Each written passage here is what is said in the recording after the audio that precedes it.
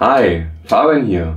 Willkommen in meinem provisorischen OSB-Studio, welches ich in den letzten 18 Sekunden aufwendig für dich dekoriert habe.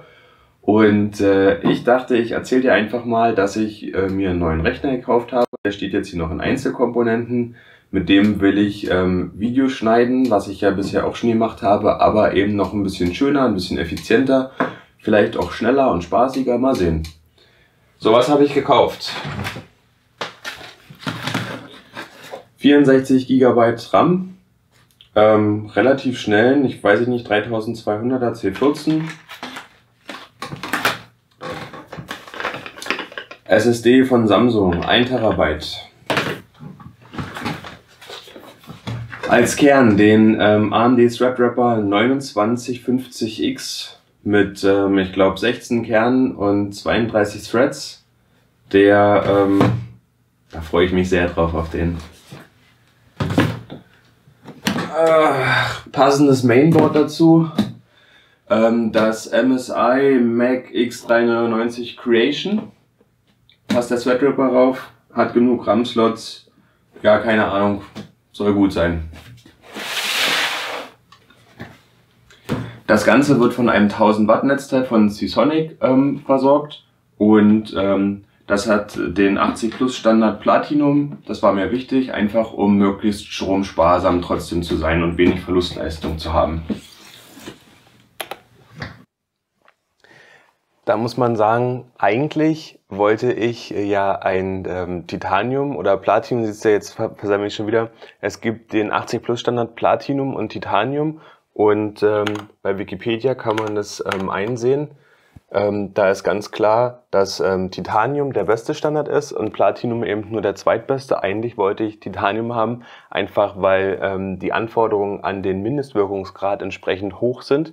Und das bedeutet halt einfach, mehr Wirkungsgrad ist gleich weniger Verlustwärme. Das bedeutet Stromersparnis und auch Wärmeersparnis. Habe ich mich jetzt verklickt. Das Netzteil gibt es tatsächlich in beiden Varianten, habe ich das Falsche genommen, aber ich denke, der Platinum ist trotzdem gut. Ja, weiter geht's. Der Prozessor wird von diesem All-in-One Wasserkühler von Enermax gekühlt und den habe ich mir ausgewählt, weil ich denke, dass es einfach ist und trotzdem effizient und der jetzt auch nicht teurer oder viel teurer war als ein Luftkühler. So, und das Ganze kommt in einen Be Quiet Dark Base 900 ohne Pro, weil die Pro-Serie mit Fenster ist und ich den ganzen LED-Kram und Fenster und so nicht unterstützen kann. Ich möchte einfach, dass der Rechner funktioniert, dass er da ist und dass er durch Leistung überzeugt und nicht durch, dass er leuchtet wie ein Weihnachtsbaum. Grafikkarte habe ich keine neue. Ich habe eine GTX 980 Ti, quasi von vor 2 Generationen, das High-End-Modell, und die werde ich erstmal weiterverwenden. Ja, und dann fange ich jetzt mit dem Zusammenbauen an. Los geht's!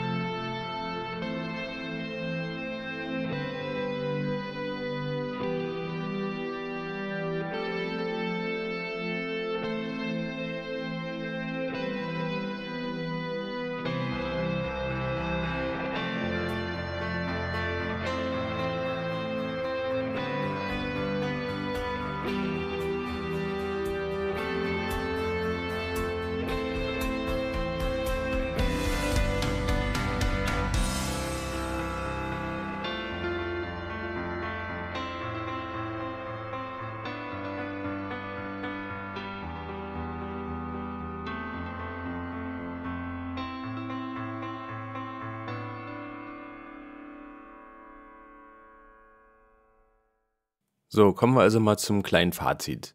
Erstmal zur Performance. Ich habe hier Cinebench benutzt, das ist ein Benchmarking-Programm. Da kommt halt irgendwie raus, dass gegenüber dem Rechner, den ich vorher hatte, der neue jetzt 5,4 mal so viele Punkte bekommt. Ja, weiß ich nicht. Also 5,4-fache Geschwindigkeit konnte ich jetzt noch nicht feststellen, aber auf jeden Fall ist er sehr schnell und vielleicht hast du ja auch schon gesehen, habe mich in diesem Video hier ein klein bisschen schon ausgetobt mit Effekten. Mal versteckter, mal ein bisschen offensichtlicher. Der nächste Punkt, der mir sehr auffällt, ist die Lautstärke des Rechners.